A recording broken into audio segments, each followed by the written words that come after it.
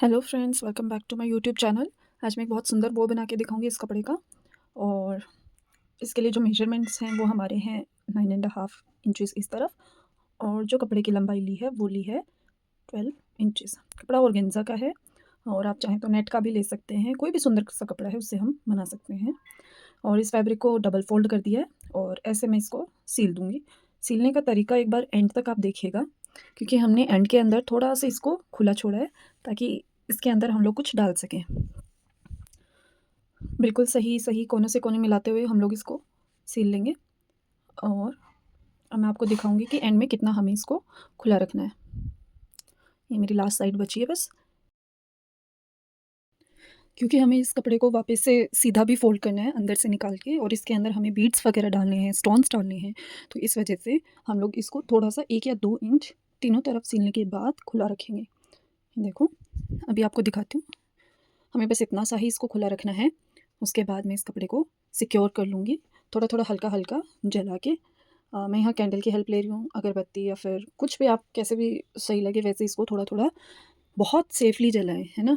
क्योंकि अगर आप ज़्यादा फ्लेम के पास लेकर आएँगे तो हो सकता है कपड़ा भी जल जाए, क्योंकि बहुत डेलिकेट ऑर्गेन्जा का कपड़ा है ये, बहुत जल्दी आग पकड़ता है। तो दूर-दूर से ही कर रही हूँ मैं, ताकि इसके धागे ना निकलें, क्योंकि इसके धागे निकलेंगे तो वो बहुत ख़राब लुक देगा, फिनिशिंग नहीं आएगी हमारे बो के अंदर।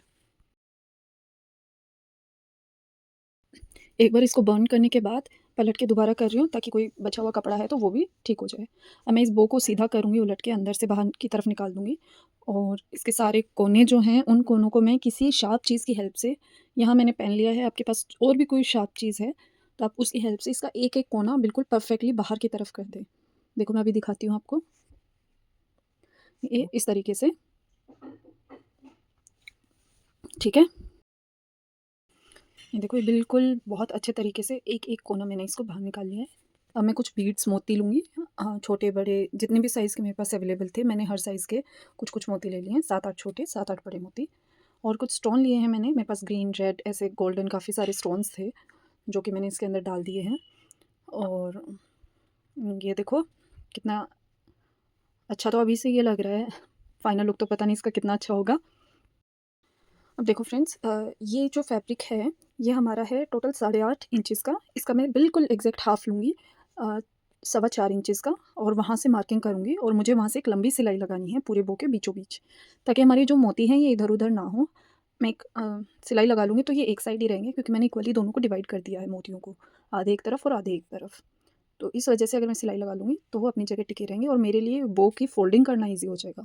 अब मैं आपको दिखाती हूँ मैं बो को कैसे फोल्ड कर रही हूँ। देखो, मैंने इसको बिल्कुल इक्वली एक के बाद एक प्लेट बराबर रखते हुए फ़ोल्ड किया है। हर एक प्लेट को बहुत ध्यान से और बिल्कुल कोशिश करें कि बराबर फ़ोल्ड हो। फ़ोल्ड होने के बाद हम यहाँ से सिलाई लगाएँगे।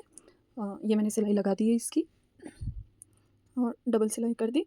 देखो, हमारा बो बन के तैयार हो गया है। अब इसके नीचे की हैंगिंग लगानी है, जिसके लिए मैंने जो कपड़ा लिया है, लंबी पट्टी चाहिए होगी उसकी मुझे।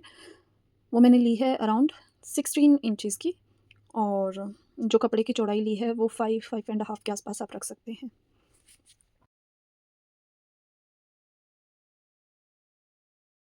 इतनी लंबी पट्टी लेने के बाद अब मुझे इसके कोने लेने हैं और उनको बिल्कुल इस तरीके से काटना है, ट्रायंगुलर, है ना? ताकि हम इसको खोलेंगे तो एक बहुत अच्छी शेप आएगी, जो बो की शेप होती है ना, बिल्कुल वैसी शेप आएगी। तो वैसी शेप लेने के लिए आप इसको, जैसे मैं दिखा रही हूँ, बिल्कुल उसी तरीके से काटें।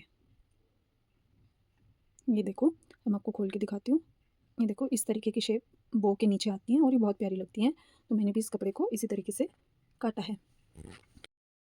मैंने 16 इंचज़ की जो पट्टी थी इसके दोनों एंड्स को इसी तरीके से काट लिया। आप पट्टी की लेंथ लंबी भी रख सकते हैं, और मतलब मिनिमम 15-16 तो रखें ही।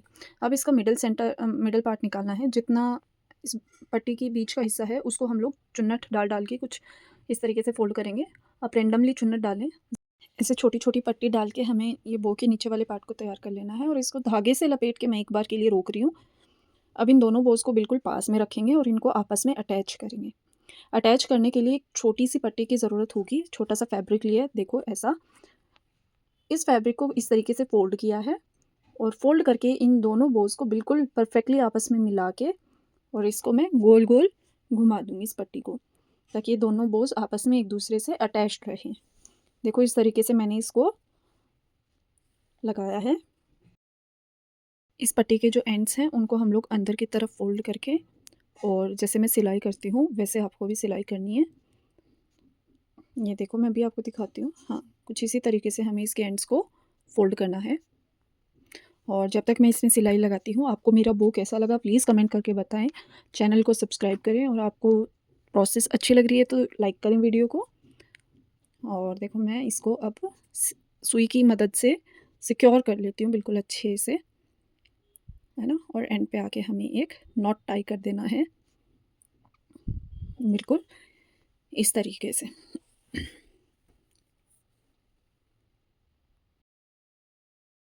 ये जो सुई वाला काम है इसको बहुत फिनिशिंग के साथ छोटे छोटे स्टिचेस लेके करें, बाहर की तरफ जितने कम स्टिचेस उतने दिखाई दें। और ये हमारा बो लगभग तैयार हो गया। मैंने क्रोकोडाइल पिन ली है, ये मार्केट में इजीली अवेलेबल होती है, आप मीशो से मंगा सकते हैं। और उस क्रोकोडाइल पिन को मैं बो के अंदर डाल दूँगी ऐसे। देखो अब इसके बीचों बीच मुझे लगाना है एक स्टोन सुंदर सा, और मैंने फेविकॉल डाला है, और अब मैं एक स्टोन लगा दूँगी जिससे इसका लुक और इन्हेंस हो जाए। और हमारा बो अब बन के तैयार हो चुका है। तो दोस्तों ये देखो हमारा फाइनल लुक मैं लगा के दिखाती हूँ। आप इसको कितना ही हिला लें ये कहीं नहीं जाएगा, बिल्कुल प्यारा सा सुंदर सा बो तैयार है। और आपको कैसा लगा ये बो प्लीज़ लाइक करके बताएं, कमेंट करके बताएं, और चैनल को सब्सक्राइब कर लें। ऐसी ही और भी बहुत सारी वीडियोज़ आती रहेंगी। Stay tuned to my channel, and thank you very much for watching my video.